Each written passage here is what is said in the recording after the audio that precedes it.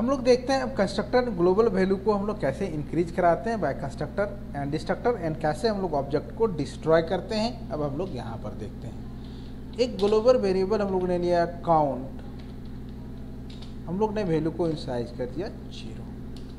हम लोग यहाँ पर बनाए क्लास ABC। अब यहाँ पर हम लोग लिखते हैं public ABC, they are the constructor. अब हम लोग यहाँ पर लिखते हैं plus plus count, C out number of object created, यहाँ पर हम लोग लिखते हैं count.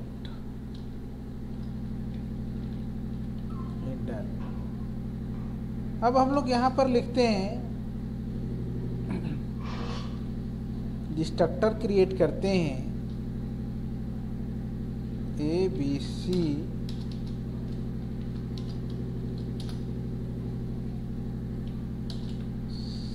C out number of object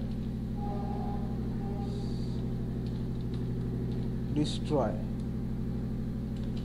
अब यहाँ पर हम लोग देखते हैं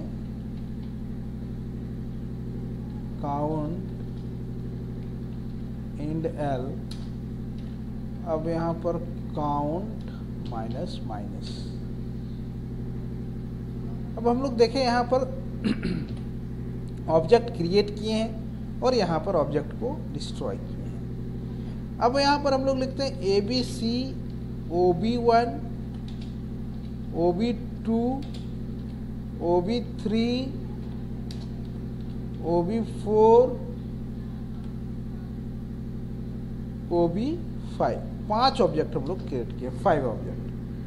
अब यहाँ पर हम लोग देखते हैं एक ब्लॉक बनाते हैं सी आउट, ठीक है। यहाँ पर देखते हैं इनसाइड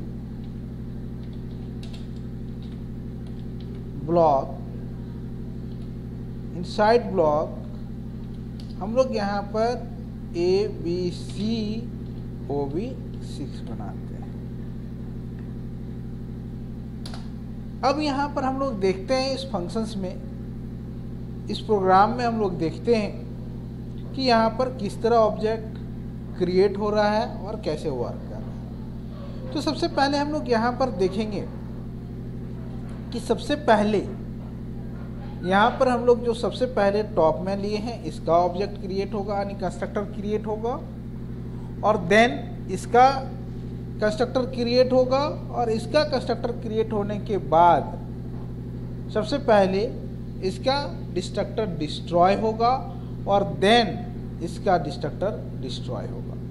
तो यहाँ पर सबसे पहले हम लोग देखिए जो प्रायोरिटी अगर हम लोग ब्लॉक के अंदर डालते हैं तो सबसे पहले कंस्ट्रक्टर क्रिएट होता है और कंस्ट्रक्टर यहाँ पर डिस्ट्रॉय होता है। या हम लोग ऐसे लिख सकते हैं, यहाँ पर हम लोग लिखते हैं, चलो 5 लेते हैं, इसको हम हटा देते हैं, यहाँ पर 4 ही ऑब्जेक्ट क्रिएट करते हैं। यहाँ पर हम लोग 4 किए।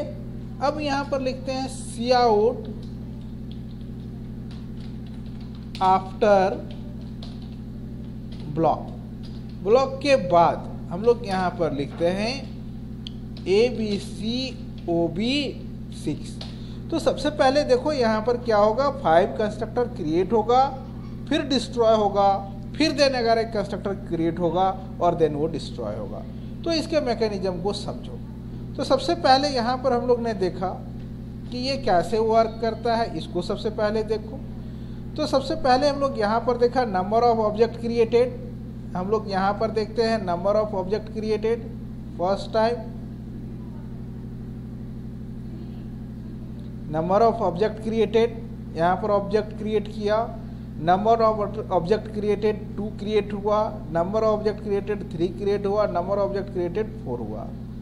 अब देखते हैं हम लोग inside block number of object created 5 हुआ, and number of object destroy 5 object क्या हुआ, क्रिएट हुआ और ब्लॉक के अंदर वो डिस्ट्रॉय कर गया। अब आफ्टर ब्लॉक देखते हैं, number of object created is of 5, क्योंकि वो 5 यहाँ पर क्रिएट हुआ था तो 5 ये डिस्ट्रॉय हो गया, तो 5 ऑब्जेक्ट मेरा क्या हुआ, वैकेंट हो गया। तो उस समय यहाँ पर क्या हुआ, नंबर ऑफ ऑब्जेक्ट क्रिएटेड 5 यहाँ पर क्रिएट हुआ और नंबर ऑफ ऑब्जेक्ट यहाँ पर क्या हो गया, 5 यहाँ पर डिस्ट्रॉय हुआ। देन उसके बाद इसका ऑब्जेक्ट डिस्ट्रॉय हुआ, फिर इसका ऑब्जेक्ट डिस्ट्रॉय हुआ, फिर इसका ऑब्जेक्ट डिस्ट्रॉय हुआ और फाइनली यहाँ पर हम लोग डिस्ट्रॉय किए। तो यहाँ पर देखिए कंस्ट्रक्टर एंड डिस्ट्रक्टर किस तरह वर्क करता है और आपस में हम लोग यहाँ पर देखिए कैसे हम इसका यूज़ करते हैं।